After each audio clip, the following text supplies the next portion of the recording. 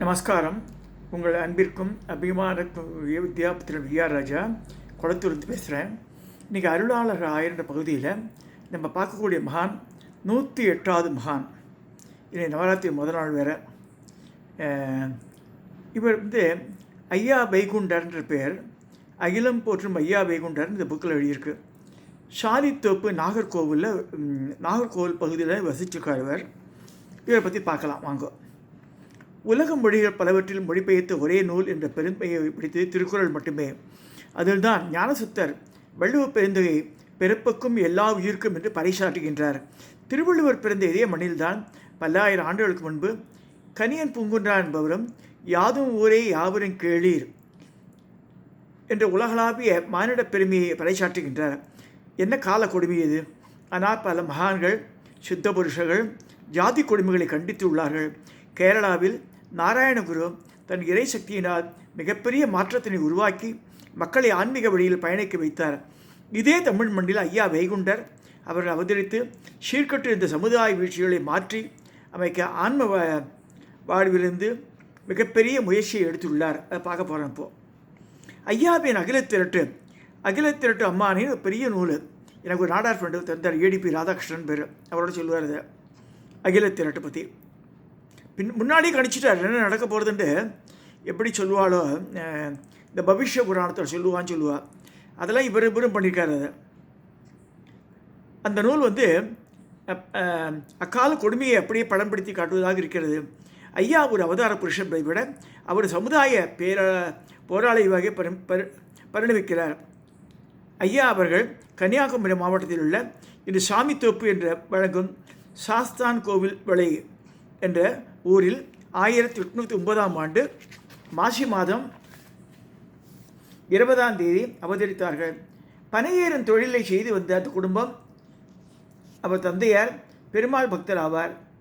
ஆதலால் தம் மகனுக்கு முடிசூடும் பெருமாள் என்று பெயரும் வைத்து விட்டார். அந்த காலத்தில் அந்த பதவி திருவிதாங்கூர் சமஸ்தானத்தின் ஆட்சிக்கு உட்பட்டிருந்தது. அந்த ஃபஸ்ட் இடம் திருவாங்கூர் சமஸ்தானம். நாஞ்சில் நாடு என்ற வளமிக்க பகுதியில் தான் வாழ்வின் எந்த சுகத்தையும் காணாமல் வெந்ததை தின்று விதி வந்தா சாவோம் வெந்ததை தின்று விதி வந்தா சாவோம் என்ற நிலையில் தள்ளப்பட்டு 18 ஜாதிகளை தாழ்த்தப்பட்ட மக்களாக ஆக்கப்பட்டு அங்கு அடிமைகளாக இருந்த காலம் ரொம்ப கொடுமையானது. அந்த காலத்தில் பண்ணியிருக்காவ. வாழ்வுரிமைகள் அனைத்தும் நசுக்கப்பட்டு ஆண்கள் யாவரும் காலணி அணியக்கூடாது, குடைப்பிடித்து செல்லக்கூடாது என்று முழங்காலுக்கு மேலே தான் வேஷ்டி அணிய வேண்டும் என்றும் துண்டை கையெடுக்கலை வைத்துக்கொள்ள வேண்டும், துண்டுகளை போட்டக்கூடாது. உயர் ஜாதியினரும் கையால் தன் வாயை பொத்தி இப்படி தான் பேசணுன்றார். மனிதன் அடிமைகளாக வாங்க சந்தைகள் நடத்தப்பட்டன. தமிழ்நாட்டில் நடந்திருக்கு முன்னாடி. இதெல்லாம் ஜஸ்ட் இமேஜின். பெண்கள் தலைமுடியின் நீளத்துக்கு வரை மார்பக வளர்ச்சிக்கு ஏற்ப வரி, ஆணோ பெண்ணோ இடுப்புக்கு மேல் ஆடை அணிக்கக்கூடாது. அடிமைகளாக விற்கப்பட்ட பெண்கள் பாலியல் வன்முறைக்கு ஆளாக்கப்பட்டு நாடு கடத்தப்பட்டனர். உயர்ஜாதி பெயர்களை தன் பிள்ளைக்கு வைக்கக்கூடாது. இவையெல்லாம் அந்த கால மக்கள் அனுபவித்த கொடுமைகளே ஆகும். இந்த சூழ்நிலை தான் ஐயா அவர்களுக்கு அவர் தந்தையார் முடிசூட்டும் பெருமான் என்று பெயர் சூட்டினார்கள். அக்கால வழக்கப்படி தாழ்த்தப்பட்டவர்கள் உயர்ஜாதினை போட்டு பெயர் வைக்கக்கூடாது என்று இருந்தது. அவ்வாறு பெயர் வைத்தால் விவகாரமாகிவிடும். அதனால் தந்தையார் பயந்து தன் மகனுக்கு வைத்த பெயரை மாற்றி முத்துக்குட்டி என்று கூப்பிட்டார். 22 வயது வரை முத்துக்குட்டி பல்வேறு சமுதாய கொடுமைகளை எதிர்த்து எதையும் செய்யாமல் அடங்கியே இருந்தார். ஜாதி கொடுமைகளை அனுபவித்து உணர்ந்ததால் சமுதாயத்தில் பெரும் புரட்சியை தன்னிடமிருந்து தொடங்கினார். கைம்பெண்ணான திருமாலையை திருமணம் முடித்தார். சிறிது நாட்களில் முத்துக்குட்டி தீராத நோய்க்கு ஆளாகி அவதிப்பட்டு நடமாட்டம் இல்லாமல் இருந்தார். முத்துக்குட்டியின் தாயின் கனவில் இரவையும் தோன்றி அசிரீரியாக ஒரு தொட்டில் கட்டி அதில் முத்துக்குட்டியை படுக்க செய்து திருச்செந்தூருக்கு தூக்கிச் செல்லுங்கள் என்று சொன்னார் இறைவன். அதன்படியே முத்துக்குட்டியை தொட்டில் செய்து தூக்கிச் சென்றனர். செல்லும் வழியிலேயே முத்துக்குட்டி நடக்க தொடங்கினார். திருச்செந்தூர் கடலில் இறங்கி கொடுத்தவர் அப்படியே மாயமாகி 3 நாட்கள் கடலுக்குள்ளேயே இருந்து வெளிவந்தார். இந்த அதிசய நிகழ்வு அவரை அவதார புருஷராக பார்க்க வைத்தது. திருமாலின் அருளால் வைகுண்டராக அவதாரம் எடுத்தார் என்று ஊர்முழுக்க செய்தி பரவியது. உலகளந்த ஆண்டவராகிய வைகுண்டரின் அருள் பிரதாபங்கள் அவனி எங்கும் பரவியது. ஜாதி சமய பேதங்கள் கடந்து சாரையா மக்கள் சாமி தோப்பை நோக்கி வந்தனர். வந்த மக்களுக்கு இன்று முதல் எல்லோரும் இகப்பெற தஞ்சம் என்று ஒன்று போல் எல்லோரும் ஒரே புத்தியாக இருங்கோ, காணிக்கை இடாதுங்கோ, ஆணுடன் பெண்ணு கூடி ஆசாரம் செய்திடுங்கோ, மாணிக்க வைகுண்டம்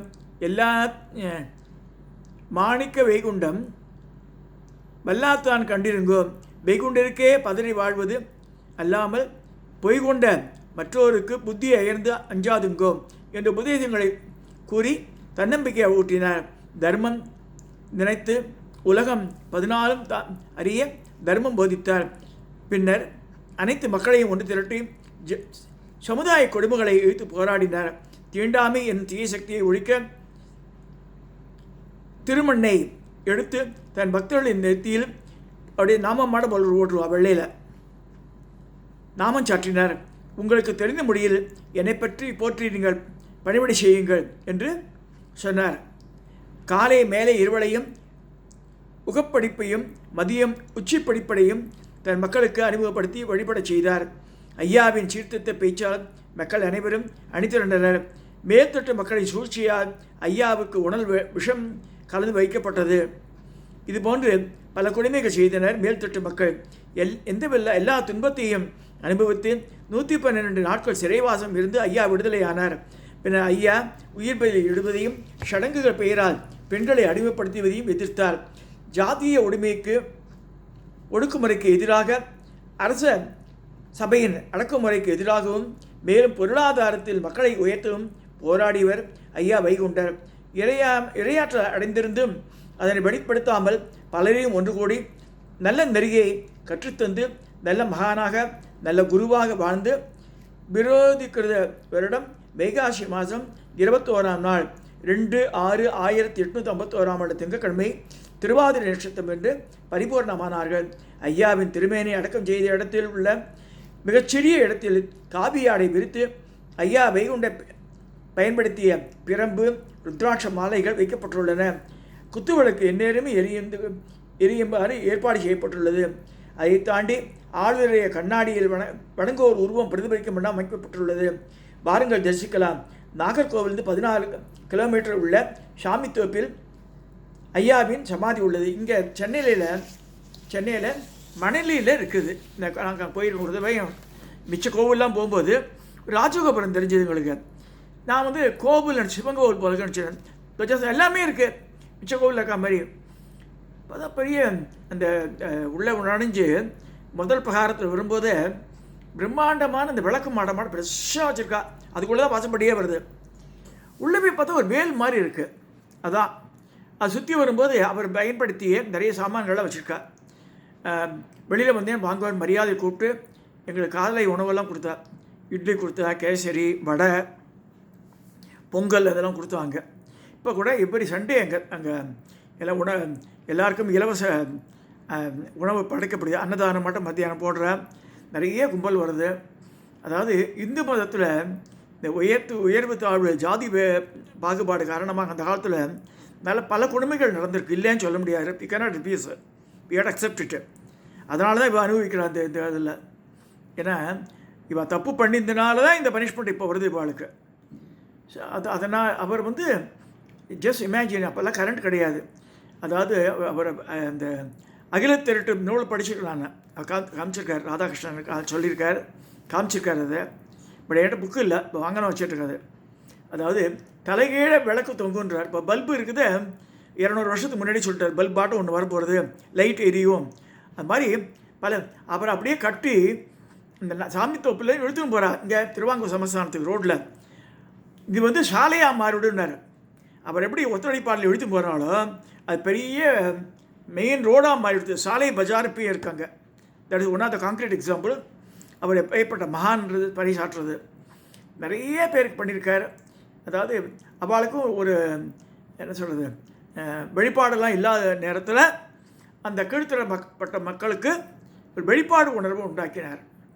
ஸோ அது போற்றத்தக்கது ஒன்று. அப்புறம் நம்ம நினைவு கூறுறோம். இனி 108 மகானை பார்த்துருக்கோம். இதோட அவரோட சரித்திரத்தை நான் நிறைவு செய்கிறேன்.